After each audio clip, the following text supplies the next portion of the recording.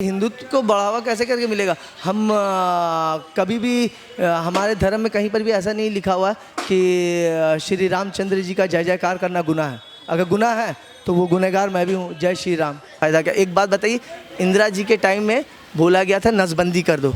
नसबंदी कानून बहुत ज़्यादा तकलीफ दे हुआ था। आज हम लोग खुद से 2 बच्चे ही चाहते, इससे ज़्यादा करना ही नहीं चाहते, क्योंकि पैदा होंगे तो हम खिलाएंगे कैसे? नमस्कार, आप देख रहे हैं पंचायत में मौजूद हूँ एक ऐसे गांव में जहां पर एक ऐसे मुस्लिम माइनॉरिटी से आते हैं जिनकी मांग है कि उनका जो सीएम होना चाहिए वो योगी जैसा होना चाहिए। सर, मेरा आपसे सवाल ये है कि योगी जी को हिंदू फायर ब्रिगेड नेता के रूप में माना जाता है।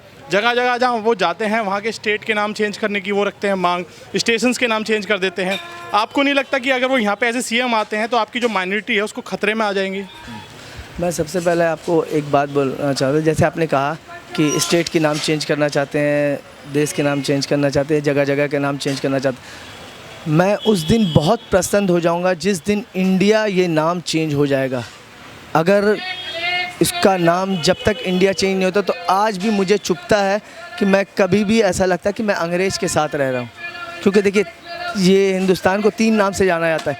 हिंदुस्तान मतलब हिंदू का स्थान, दूसरा नाम है भारत, मतलब श्री रामचंद्र जी का भाई का नाम भरत था, तो क्या हम इस्लामिस्तान बोले हैं? तो सर, आपको रोकना चाहूँगा कि योगी जी को हिंदू नाम से कोई दिक्कत नहीं है। आप जो कह रहे हैं उनको मुस्लिम, जैसे मुगल सराय का नाम चेंज कर देते हैं, मैं उसके आधार पे बात कर रहा हूँ। आपको नहीं लगता कि वो इस स्टेट में आते हैं, ऐसा मतलब उनका मुख्यमंत्री जैसा कोई रूप आता है तो वो दिक्कत करेगा आप लोगों को? देखिए, मैंने 3-4 इंटरव्यू उनका सुना है। उन्होंने जैसे साफ साफ बोला है कि मैं कभी भी धर्म के फेवर या खिलाफ में नहीं हूँ, मैं हिंदू हूँ, आई एम प्राउड हिंदू।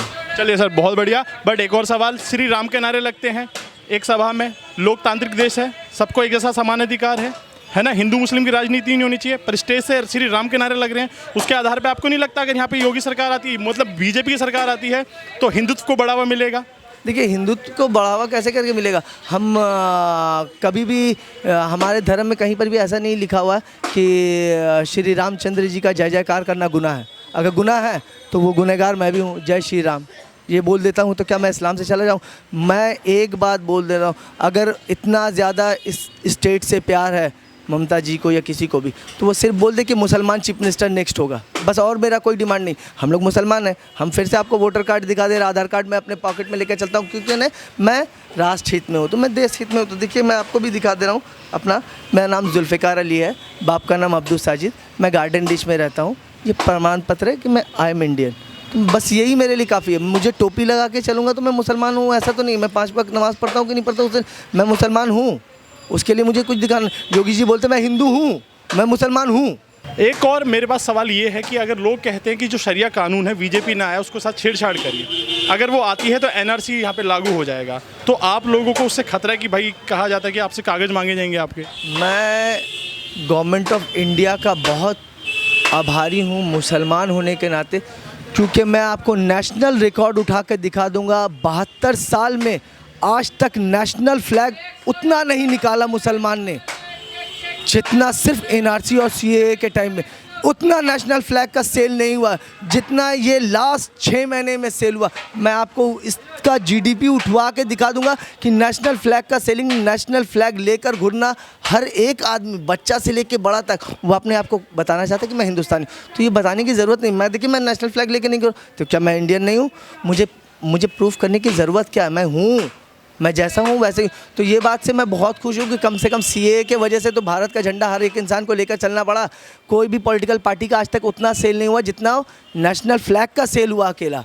मैं दावे के साथ बोल सकता हूँ, हर एक मुसलमान, हर एक बड़ा मौलाना, मौलवी, पंडित, साधु, संत, सभी ने नेशनल फ्लैग का इस्तेमाल किया, क्योंकि वो बताए थे कि मैं इंडियन हूँ। मतलब उसमें उन्हें इतना डर लग रहा था कि लगता कि अब उन्हें इंडिया से बाहर निकाल दिया जाएगा, ऐसा उनका सिचुएशन हो गया था। तो मुझे निकाला नहीं जाएगा। मैंने नेशनल फ्लैग नहीं लेकर घूरा। मैं इंडियन हूँ, मुझे जब ज़रूरत होता तब मैं नेशनल फ्लैग लेकर 26 जनवरी, 15 अगस्त हर दिन मैं मनाता हूँ, हर दिन। बट सीएए के टाइम में विरोध करना, ये करना, ये ठीक नहीं, क्योंकि हम लोग गो में है शरीयत में कि 4 शादी 3 शादी, मगर करके ऐसा फ़ायदा क्या? एक बात बताइए, इंदिरा जी के टाइम में बोला गया था नसबंदी कर दो।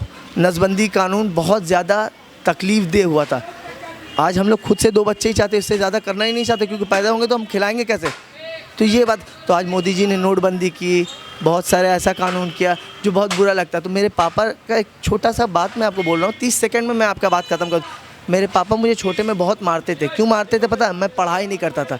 तो आज मुझे अपने बाप की जगह मोदी जी नज़र आते हैं कि आज देश के लिए वो स्टिक करते हैं। तो मैं ये बात सोचता हूँ कि आज मैं जो कामयाबी हूँ मेरे बाप की वजह से, तो ये देश तभी कामयाब होगा जिस तरह स्टिक मोदी जी कर रहे हैं। धन्यवाद। सर एक आखिरी सवाल आपका मैं 30 सेकंड लेना चाहता हूँ। 10 साल हो गए हैं ममता बनर्जी को वेस्ट बंगाल में, अब क्या हो गया जो चेंज करने की नौबत आ गई है? मतलब क्या मैं बोलूँ आपकी बात? आप उनको चेंज क्यों करना चाहते हैं? 10 साल से इतना डेवलपमेंट किया उन्होंने यहाँ पे। देखिए, चेंज मैं नहीं करना चाहता हूँ। मेरा अकेला का एक वोट से कुछ चेंज नहीं हो जाए। ये ऐसी समस्या की आ गई जो आपको चेंज करना पड़ रहा है, उनको बदलना पड़ रहा है सीएम को। देखिए, मैं तो पहले ही से एक दूसरे राजनीतिक पार्टी से बिलोंग करता हूँ। उनके पार्टी वाले ने उनका साथ छोड़ दिया क्योंकि वो सच के साथ नहीं थे। वो सिर्फ एक और एक अपने भाई और भतीजा, बुआ भतीजा मिलकर ही पूरे स्टेट को लूट ली और हम लोगों को टोपी पहना के टोपी पहना दी। ठीक है सर, बहुत बहुत शुक्रिया आपका।